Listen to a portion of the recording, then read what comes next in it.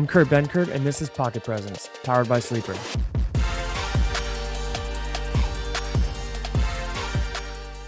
Here we go. Super Bowl week. We're back. The NFL is back. We're past the Pro Bowl, or whatever you want to call that. The Pro Bowl games. Kind of a snooze fest nowadays. Seen a lot of hate on social media, but we're on to the big picture, the big deal. We're going to Vegas. We're actually going to Vegas, Tyler. We are actually going to Vegas. Actually going to Vegas.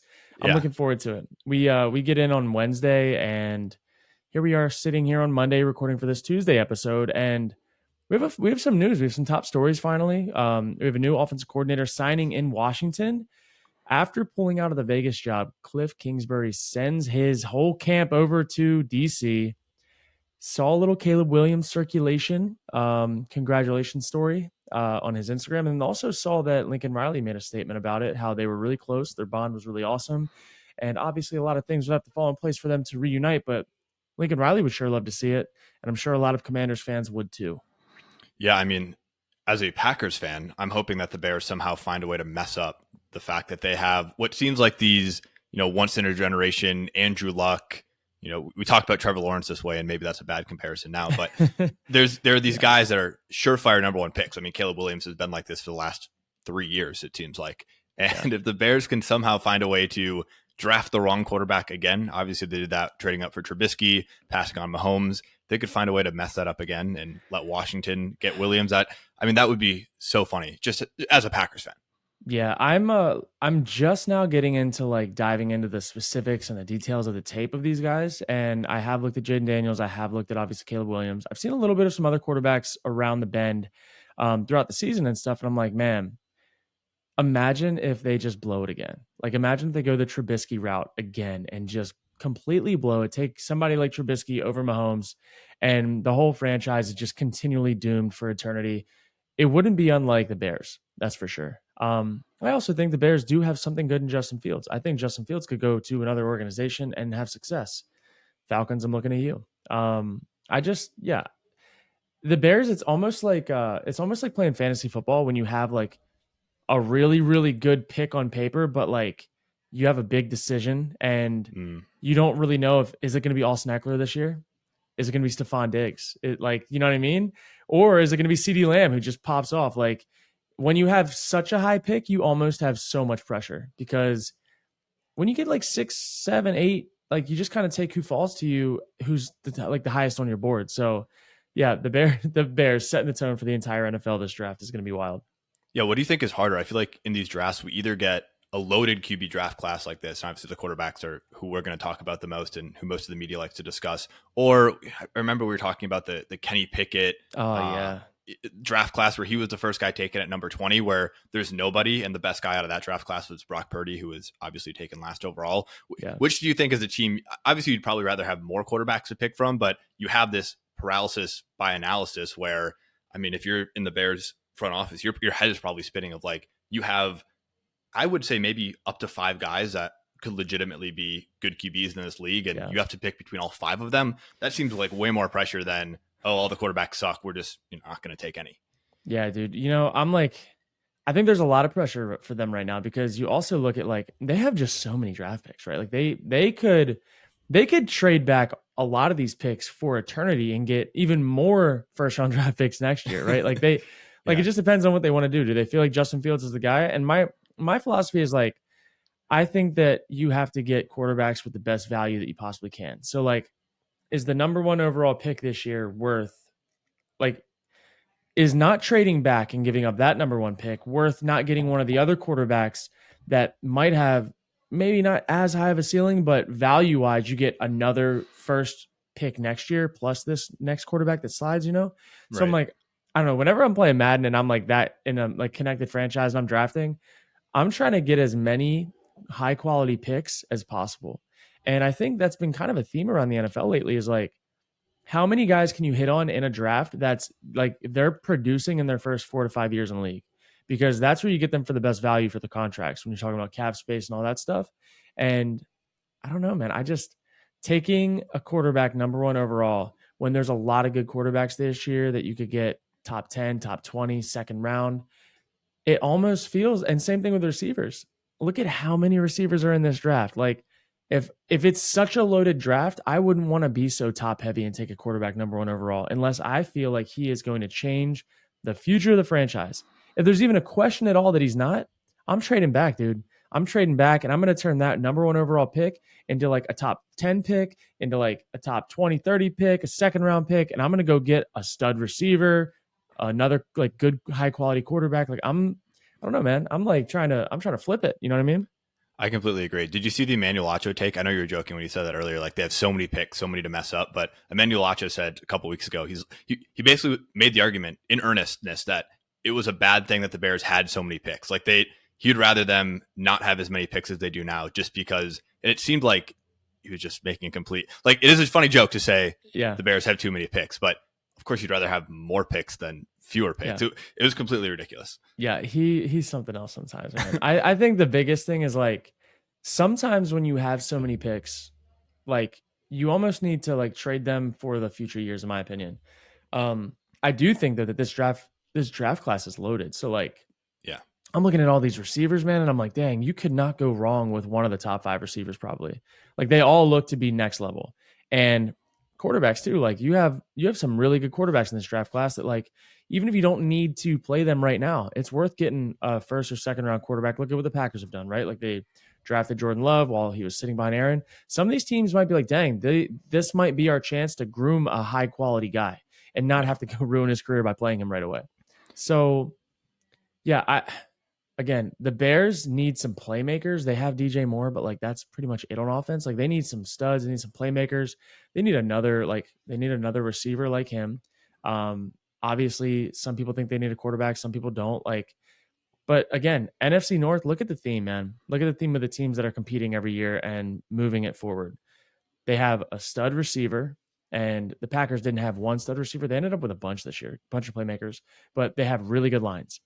O line, D line, pass rushers that can get and affect the quarterback. That was the Lions recipe, one of the best O lines in the league, and a like havoc wrecking D end. That was it. That's really what they leaned on. They had some receivers here and there. They obviously had a quarterback who played really well this year, but like they had playmakers in a line. So like I don't know. I think the Bears are needing to sturdy up the line. I think they need to Yeah. add one more playmaker on offense. I don't think if you throw Caleb Williams into their lineup as it was last year, he doesn't win them many games. Like that's really what you're asking. Like, does he change the outcome of the season for us? My Mm-hmm. answer is not last year. Yeah.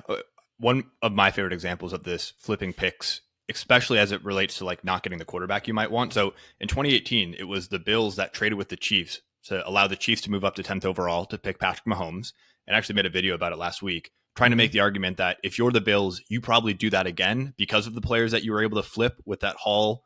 With that Yeah. haul of picks Who you did got they from get? Mahomes, Can you they got remind me? Tre'Davious White, they got Zay Jones, they got Deion Dawkins, and they got Tremaine Edmonds, all with picks that they currently had or picks that they ended up flipping Yeah. from that haul with the Chiefs. And the next year, then they had a pick that again was in the first round that they were able to flip again to move up to get Josh Allen. And I think if you're the Bills, of course you drafted your ultimate kryptonite, right? You drafted Yeah. Patrick Mahomes. You gave your rival their biggest weapon that has now since come But the back to Bills bite you in also the butt. sucked. They were so bad. Exactly, and Like you'd probably make that trade over again if yeah. it could all work out again. You probably rather have all those guys and give the Chiefs Patrick Mahomes because you're right, their turnaround was pretty incredible. Yeah, and I mean, like the Chiefs were good. Like they were a playoff team, right? Like they were not. The Chiefs haven't really been bad. So when Pat Mahomes took over, he had a good coach, good team. Like the team was ready for him, and that was not the case with the Bills. The Bills were starting from like the bottom barrel of the league at that point.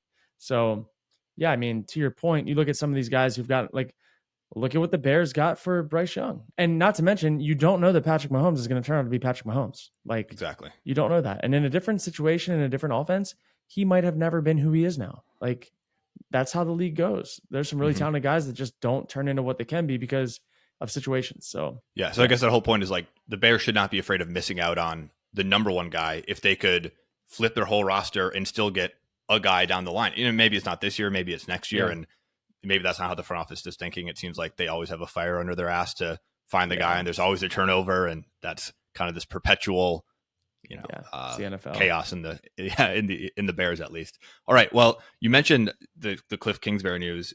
Do you like? I'm curious, do you think that Caleb Williams could pull off a, I think Eli Manning's probably the last guy to do it, where he's just like, I'm not going to this team. There were rumors that his dad has been outspoken about him not wanting to go to Chicago. It seems like that doesn't really happen these days, that Yeah. a guy says no to one team, especially it's funny to think when it's from between the Bears and the Commanders. Like, it's not like the Commanders Yeah. are this solid landing place either. So I don't know how you see that playing out.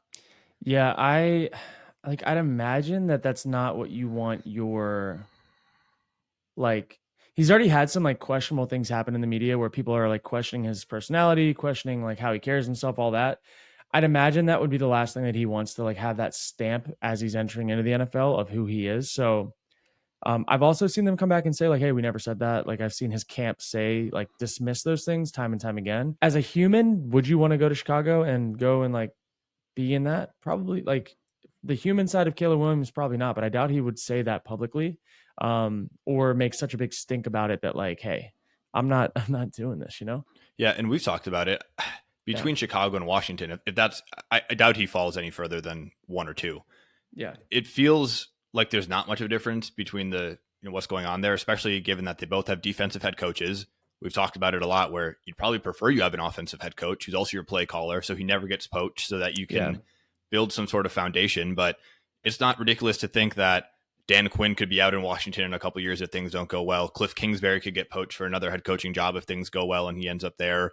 Same with Matt Eberflus.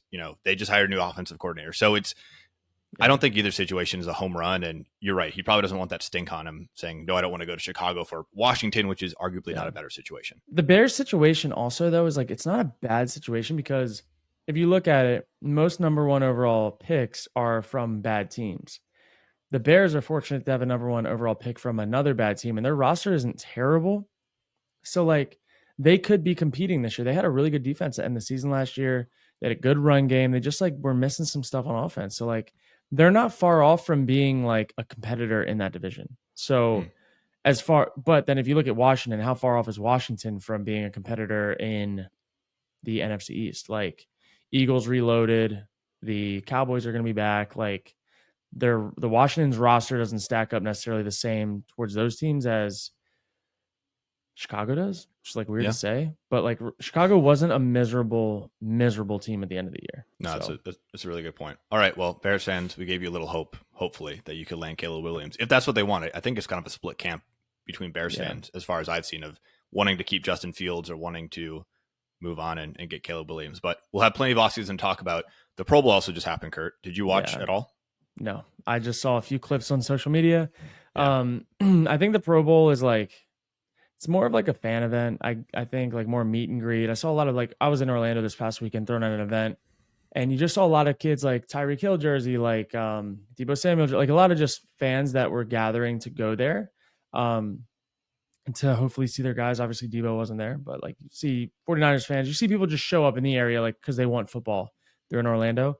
I don't think that the Pro Bowl is like doing it though. Like I only cared about the precision accuracy.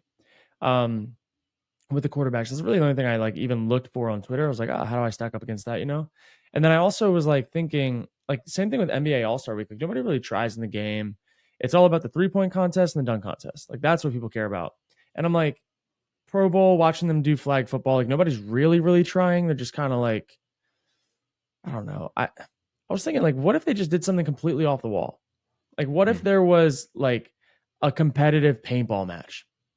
Like what if you just had like your favorite guys like playing paintball? Like, you know what I mean? Something just completely not football, because I think it's just tough to watch professional athletes in their sport play at such a high level on normal Sundays and then go and like dumb it down to like a 50% version of flag. Like they weren't even like playing competitive flag football, which I think competitive flag football is actually kind of fun to watch.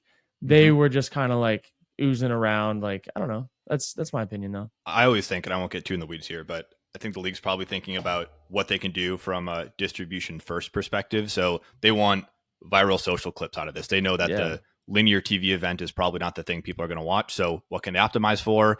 They can optimize to get a half a dozen to a dozen viral clips on Twitter and TikTok out of the weekend. Mhm. And that's probably the best case scenario for them as it relates to promoting the league and promoting their players. And I can imagine they're probably not too worried about how many viewers the Pro Bowl had on TV, whatever Yeah. channel it was on. I don't even know where it was. It's a I box think they're checked. probably just, yeah, I think they're probably just thinking like, okay, how can we maximize viral potential on this thing? And I think, having them run around, play flag football, do a bunch of these silly challenges where, it's like Jason Kelsey doing a long snapping challenge, or the Which is pretty kicker. good. Yeah. The kickers Like doing those tic are the tac things I toe. want to see. Sure. Like Just those goofy are I think stuff. those are more like the goofy, more like those are more fun. I think like dodgeball can be kind of fun, but I'm like, I don't know. I don't know, just like mix it up. Give us something different. I don't want the main event to be like a half-ass flag football game that people are just like, yeah, you can go score.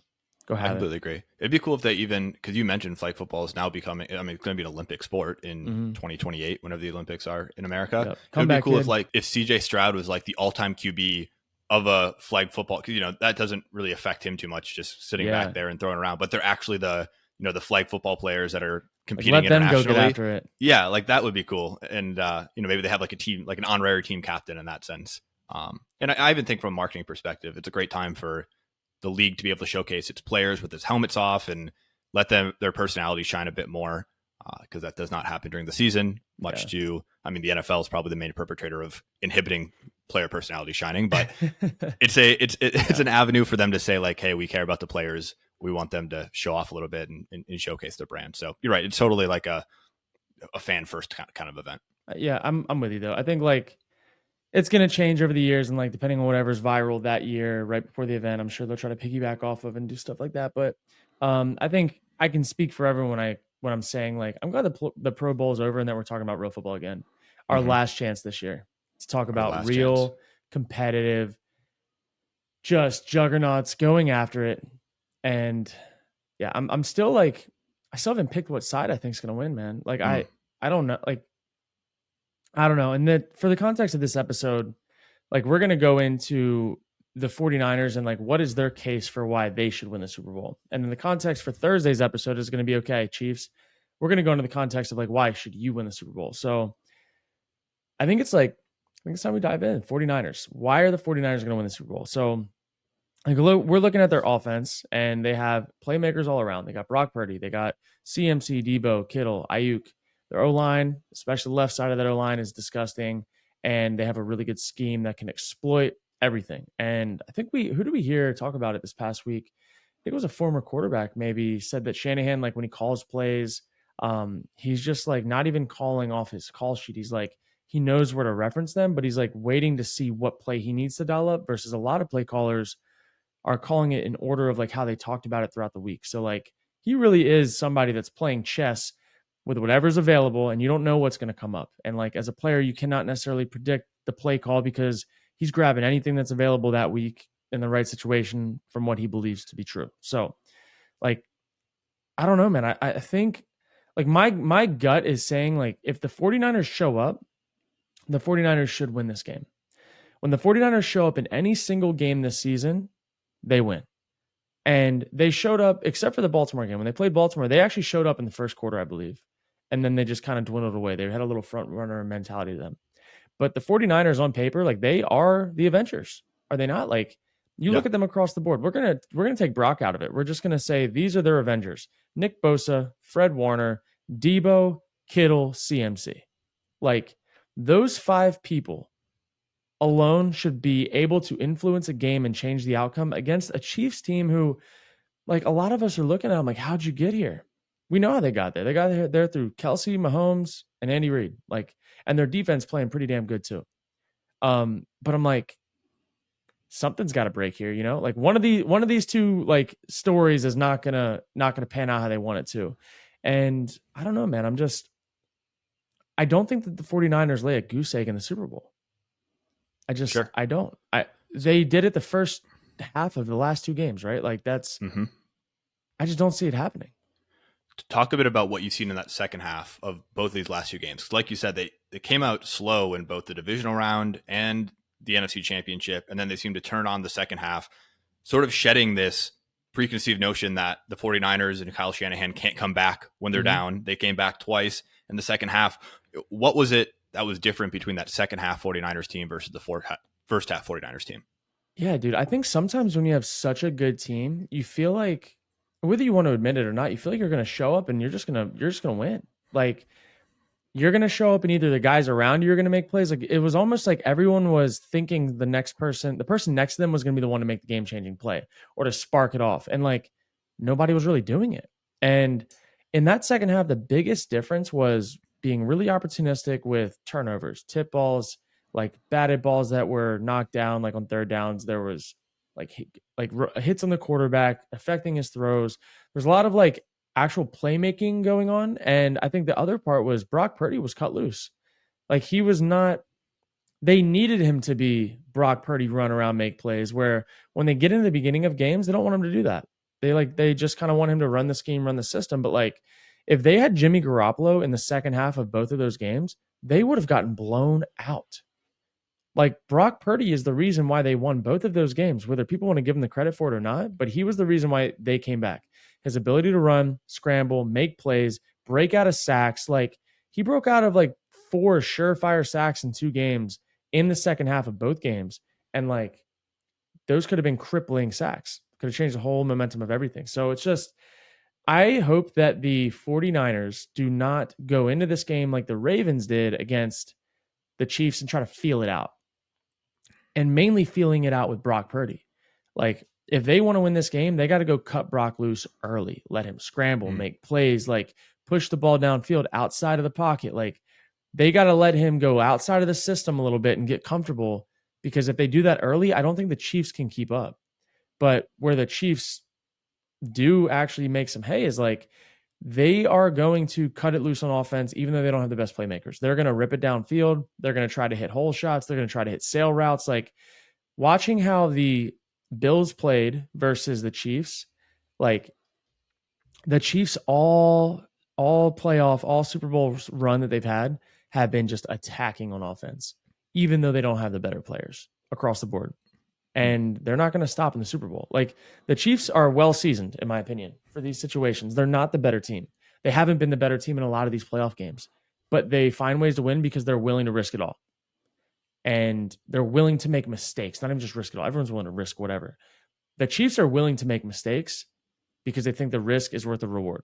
And they've been flawless with that. Mahomes has been flawless. So, yeah, I think the only way that the 49ers lose, in my opinion, is if they tiptoe into this game. And I don't think the Chiefs are a team that the 49ers will be able to come back on because of how good their defense is. So, Okay. if they get down, if the 49ers get down early, they're not going to pull 3 straight comebacks in a row. I don't believe that. So, they got to start fast. I mean, conversely, as we make the case for the 49ers here, we've talked about them coming back these last 2 weeks, but they're a pretty darn good team when they get ahead. And if they can pull out on the Chiefs, I think a lot of what we talked about last year with the Chiefs and the Ravens was that it seemed like Mahomes was playing safe because he knew that until the moment he had to cut it loose, he didn't really need to make a big play. He just needed to limit his own mistakes because his defense was playing great. But if the 49ers can get up and Mahomes has to play a little riskier, like, I mean, the 49ers are a fantastic team when they're playing with a lead. And we haven't seen that the last 2 weeks. But if that's the case in the Super Bowl, you could probably see this just being a 49ers get up and stay up the entire game. Yeah, like I look at it this way, dude. It's going to be whoever, in my opinion, this game is going to come down to who wins the first half. And if someone can win the first half handedly, they're probably going to keep this lead for the rest of the game, because neither of these teams, in my opinion, are built to play from behind against the defenses they're playing against. Like, if you look at the 49ers, they came back against 2 teams that defenses were suspect. The Packers defense was suspect. The Lions defense was super suspect, and they had 2 big comebacks. If the 49ers get down against the Chiefs, that's not a suspect defense. That is a top 5 defense. Like that's not, it just doesn't add up that way. And same thing with the Chiefs. Like the Chiefs had 0 second half points last game that they played against the Ravens. If the Chiefs get down by 10 points, the Shanahan special is going to run all over them. They're going to milk the clock. Their defense is going to be able to pin their ears back. Like, no lie, all that I'm looking at this game is like who gets up in the first half. And if anybody does by 2 scores, good luck, because neither of these teams, like the matchup wise, is like this game has got to stay close on both sides if either team wants a chance to win. And as soon as one team pulls away, I think it's over. Let's talk about Shanahan, this offensive scheme. He gets an extra week of preparation. What does a smart guy like Kyle Shanahan do extra in this week to come out in the Super Bowl firing? Yeah, I think what he does better than anyone is his run game. his run plan is like it's next level. And just some insight on this, like when we played against the Rams in 2022, last year. So we played against them. I was there for two of the games, I believe. Um, Basically, there was a run package in it that had a run and play action package that could have had like six different plays in one play call, and it was all for Aaron Donald. So it was like I think they called it like Mayday or something, but basically it was a run to the right that Aaron Donald had to be in a certain spot if we were going to run it. If he wasn't, it was going to be a run to the left. If it was not one high shell and it was a two, yeah, if it was two high shell, if it was a one high shell, then we looked to where Aaron Donald was and it was going to be a play action to a certain side, I think opposite of him. We were going to play action away, push the line to him so we get the slide to him. And then it was going to have a crosser from a certain side. And then same thing. If he was on the other side, we were going to flip it. And then if there was like one more look man or zone, then you had a motion with it. So like it ended up being literally six different plays depending on which side Aaron Donald was on and which side the motion was going to go, whatever. Like that's the type of shit he had. And I believe it was either we were prepping for that the first time we played them, for the second time, like we were setting it up. And it's just like that's the type of shit he does. So he is the type of guy that's going to use the extra time. Some coaches are like, no, we just want to prep as normal. Don't want to like overcoach this. Don't want to do too much. He's going to have some run package stuff that's like going to be dialed up to perfection, and it's going to lead to some gashes, and it's going to have some play action off of it. But those are the types of things that he likes to do. Let's flip to the defensive side of the ball now. We talked about how the Chiefs struggled last week, especially in the second half against the Ravens defense, which is good. How do you stack up this 49ers defense against the Ravens defense in terms of how they match up with the Chiefs? Yeah, I think that the Ravens defense is on paper better, and they played a good game against the Chiefs. They only let up 17 points, all of it in the first half. But I think the biggest thing is with this 49ers defense, they're going to have to be really disciplined in like the flats. So that's where they're susceptible right now to easy plays. You can throw the flats on them, you can throw bubbles on them and all that. And if you saw the Ravens game, Mahomes threw like 4 or 5 different bubble screens that went for like 12 yards, 10, 12 yards. They're moving chains at the like throwing the ball at the line of scrimmage. The Niners have got to limit that because that's already where they're weak. And if you can give Mahomes a free 10 to 20 yards on each drive, the likeliness of them scoring, like especially if he doesn't have to do it, like all he has to do is throw the bubble, you're still leaving him room to like make a splash play on that drive. So they've got to limit the easy completions in the flats and stop the yak, because right now Rice is rolling. As soon as he gets the ball in his hands, he's catching, he's getting vertical, he's splitting people. Like he's a threat at the line of scrimmage, and they have to treat him as such.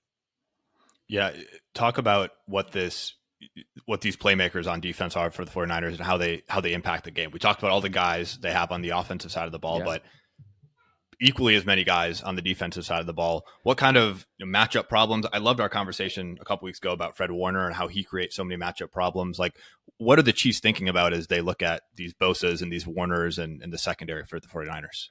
Yeah, I think right now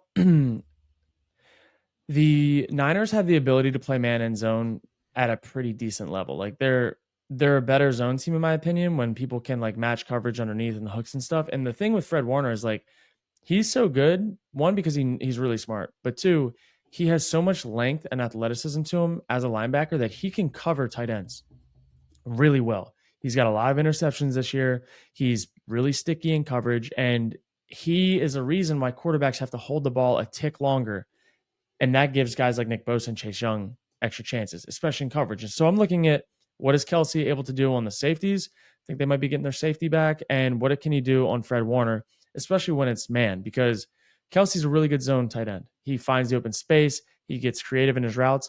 But like if they decide to man him up with Fred Warner, like I think advantage is Fred Warner. And if they can take away Kelsey and match Rice with Travarius Ward, Lil Mooney, like those are the matchups that I'm looking for. Like, can they consistently win if the Niners like, look, we're gonna man you up and you're gonna have to beat us.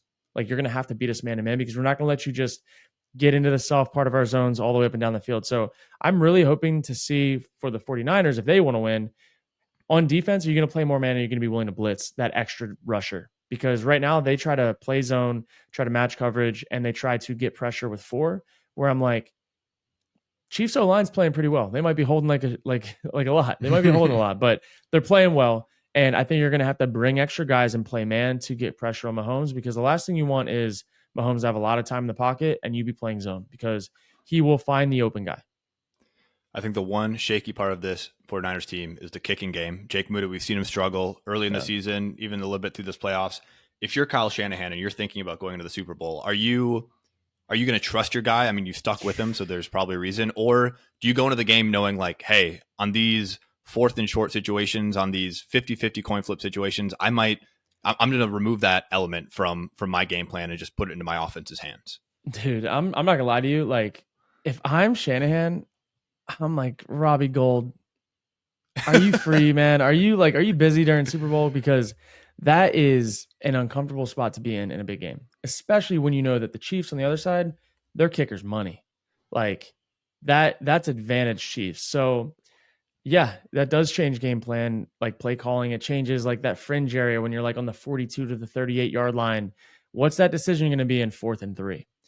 Like, and that's the type of stuff that gives that Chiefs team, who on paper doesn't stack up, life. Like if you miss one of those, if you miss a field goal, or if you like don't convert, that gives them a short field. And like that is almost guaranteed points on the board. You're going to tell me you're going to stop Mahomes from getting 20 yards to get his guys in a field goal range? Probably not. Probably not. And it's indoors in a dome. Their kicker's going to hit. Maybe Moody will be better, or yeah, maybe he'll be better indoors. But I would definitely be like, it would have crossed my mind to be like, yo, Robbie Gold, want one more shot at this dude? Like, yeah. I'm probably gonna have to tweet that after this.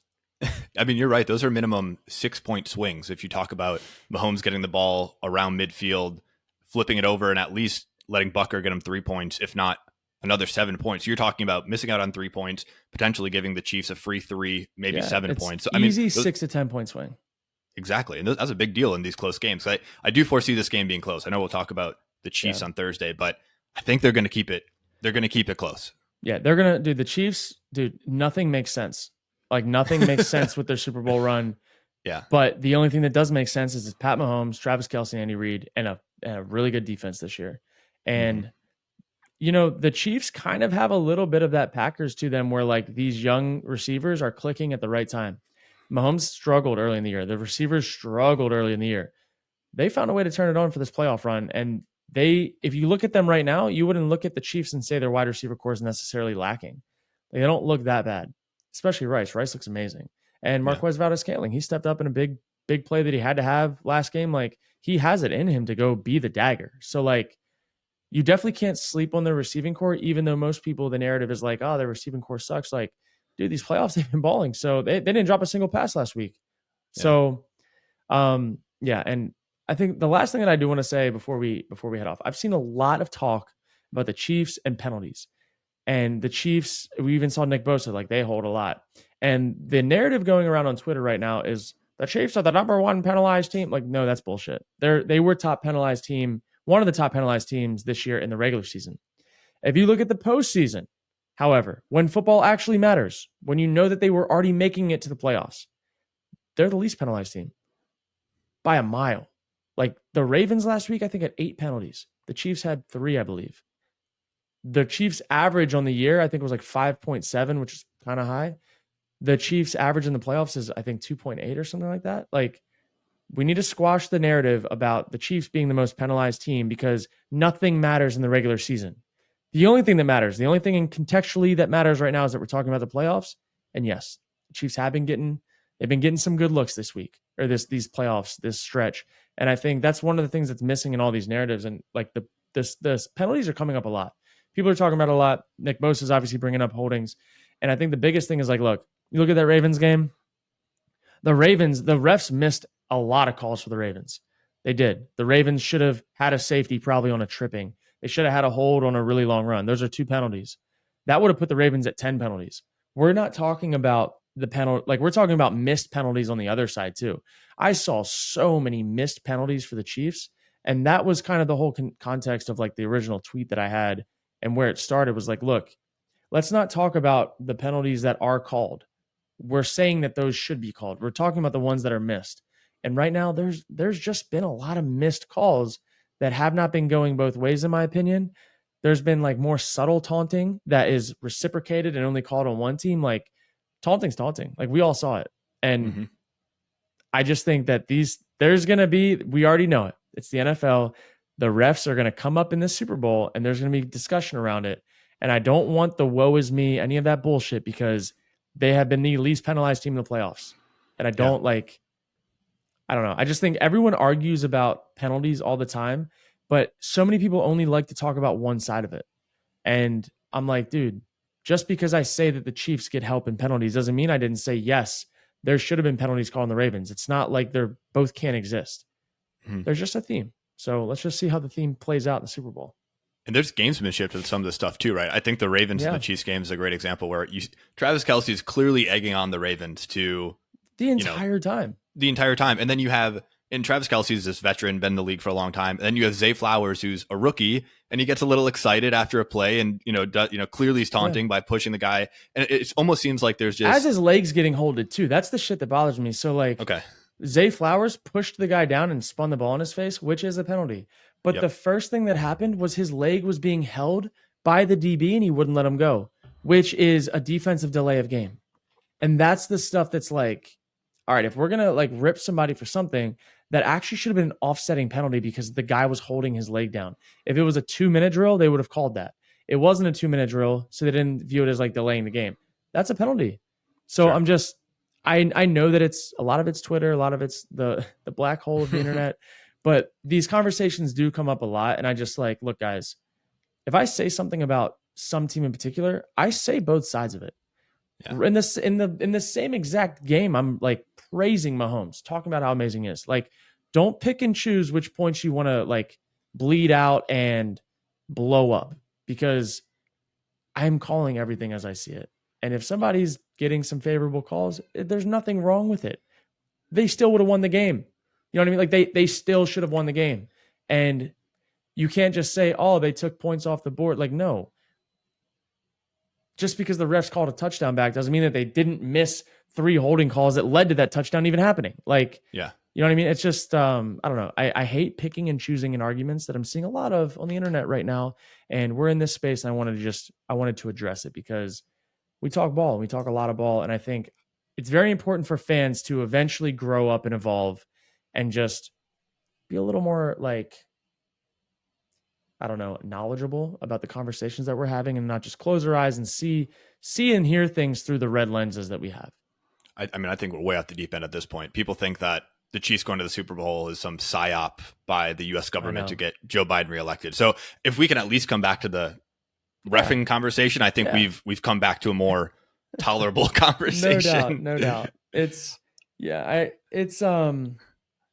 I don't know, man. I think we all want games to be officiated the right way. And we're so far away from that right now. But I don't know. I think when I see these arguments come up, when I see them come up in the context of this show, I'm like, look, do we have bias? Yes. Was I rooting for the Packers a lot this year? Yes. Was I calling the Packers out on their shit when they sucked ass this year? Absolutely. And then as soon as Matt LaFleur wanted to call plays better, I started praising him. And that's just kind of how I go about everything. Like, yeah. Same thing. If I'm seeing like BS calls being called, I'm gonna say something. That's like kind of my job now. I'm like kind of not commentator analyst. I'm something. I don't know what I am, but I get paid to do it. So I'm gonna talk about it. And then on the converse side of that, like Brock Purdy sucked in the first half of the game last week. Then he played awesome in the second half. I can say both, and both are real and they happened. There's nothing wrong with like, it's not even flipping sides. It's just calling it as you see it as things change. I think that's the mark of somebody who actually watches football. I think we live in an ecosystem, like NFL fans live in an ecosystem where takes have to be binary and you have to stick to them too. Like flip-flopping is seen as a bad thing, but you're allowed to call someone having a bad game and having a good game.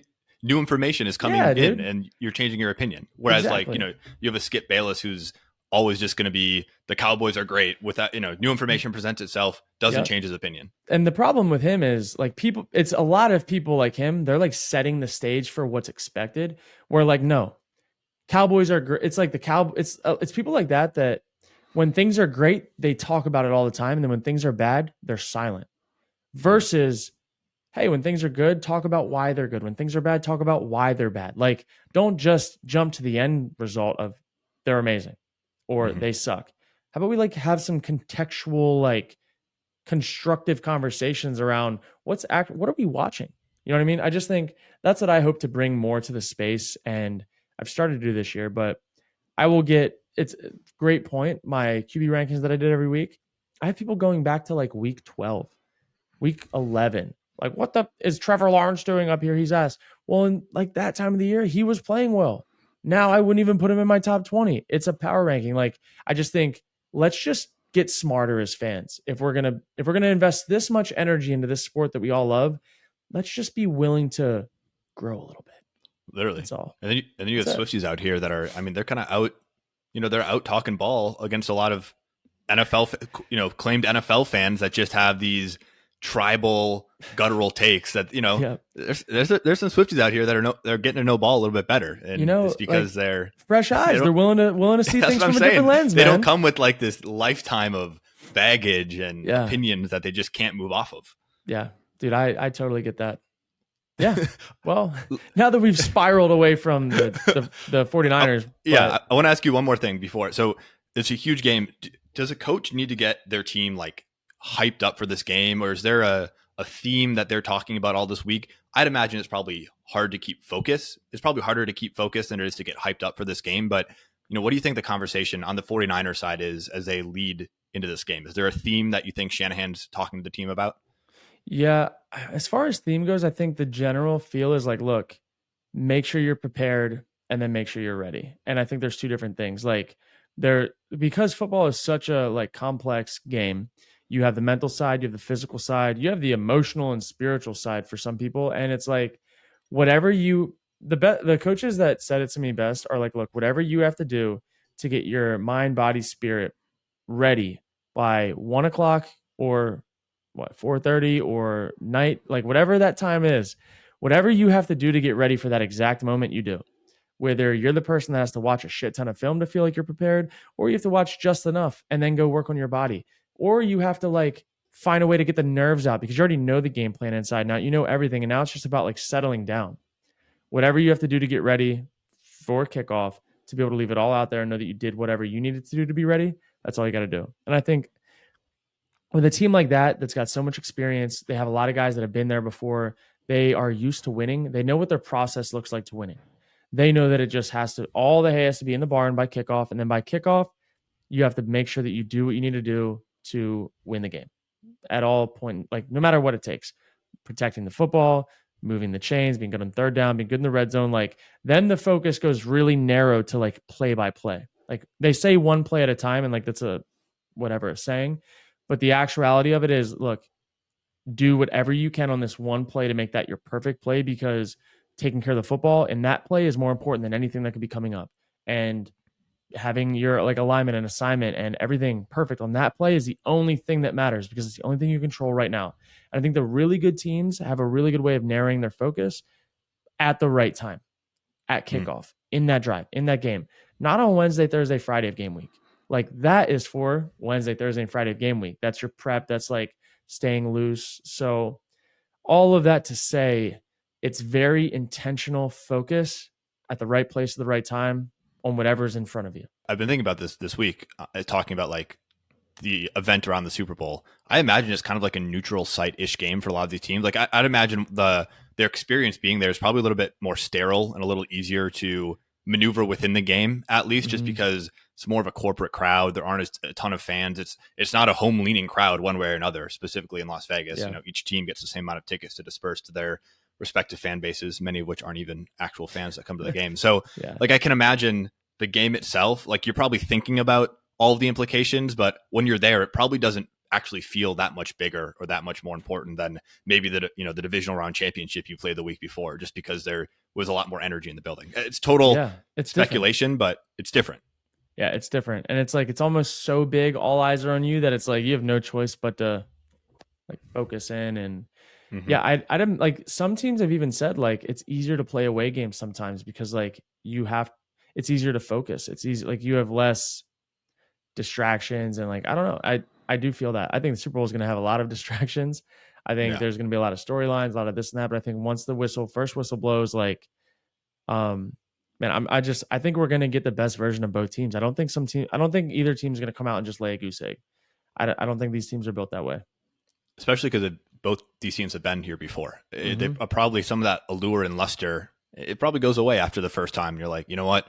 There's a couple extra questions I have to ask answers throughout the week, but this is another game, and Yeah. you probably don't have like the wide eye, like, oh my god, I can't believe I'm here, sort of a thing. Yeah, both these teams are very like heavy vet built. So, yeah, it's not like you have a team. Either of these teams, like, neither should not be here. You know what I mean? Or like neither have Hmm. not been to this point before. So, and if this game's going to come down to, like, in my opinion, I'm looking at the one guy who hasn't done this or hasn't been around this. It's Brock Purdy. Hmm. Like, CMC, he hasn't been to a Super Bowl, but like he's played football at a high level for a really long time. Debo, Kittle, Ayuk, Nick Bosa, Fred Warner, like those guys have done it. Mahomes, Kelsey, like Chris Jones, like it's Brock Purdy, man. Which Yeah. version of Purdy is going to show up at the Super Bowl? Because Brock Purdy could very easily win Super Bowl MVP, and I can actually see that happening. So we'll see. Which would be, I mean, that would just be a nuclear missile thrown in the middle of I the need to go see Brock what his Purdy odds are, dialogue. man. The Brock Purdy. I mean, that's usually how it goes. But you could also see out of any team in the NFL, if that team wins the Super Bowl and their quarterback wasn't going to win Super Bowl MVP, the 49ers are probably one of those teams where it's like they have so many guys that you could see Christian McCaffrey winning Super Bowl MVP Yeah. because that's just who they run the game through. It could be a CMC game. It could be one of those Debo games where he has like 8 catches, 200 yards, 4 carries, 80 yards. Like, you know what I mean? Like, Yeah. who the hell knows? That's probably actually one of the worst teams to bet Oh, Super Bowl dude, yeah, like, MVP odds on. no, Yeah. yeah, Yeah, for sure. Okay, well, next time we do this, Kurt, we're going to be in person. We'll Yep. be talking about the Chiefs. I flipping imagine the script, baby. flipping the script. I imagine it'll be a lot of like Patrick Mahomes, and we can just bring a bunch of stats regarding how good Patrick Mahomes is because he has such a huge body of work now in the Super Bowl alone that we could go over. But we'll be doing it in person in Las Vegas. I cannot wait. Man, it's gonna be fun. First time officially seeing each other in person. It's gonna be a blast. It's going to be a good time. Tall Tyler. Tall Tyler. I did not appreciate the clip that went out this week regarding me being short. I don't have anything to do with that. and all of a sudden, and then I'm getting sent comments on YouTube where people are saying that now I'm getting ahead of the fact that I am short, and they're accusing me of being Respect. 5'8". There's a bounty that was put on my head. Apparently, if somebody comes up to me and is taller than me, there's some sleeper credit getting thrown around. Like amazing. I love it. I love it. So here. I'm wearing lifts to the Super Bowl, so I can be 6'3" because I'm actually Respect. 6'1". I'll say again. Respect. I need to stop talking about it. Then I'll stop. Okay, you're excited. Yeah, I'm excited. Show out and be my true height. Here we go, man. Well, I will see you on Wednesday. Everyone that's watching, thanks for watching. We're excited to get to it. Going to be having some new content coming out this week from Super Bowl. Stay tuned. It'll be fun. Until next time with the Chiefs. Catch you guys.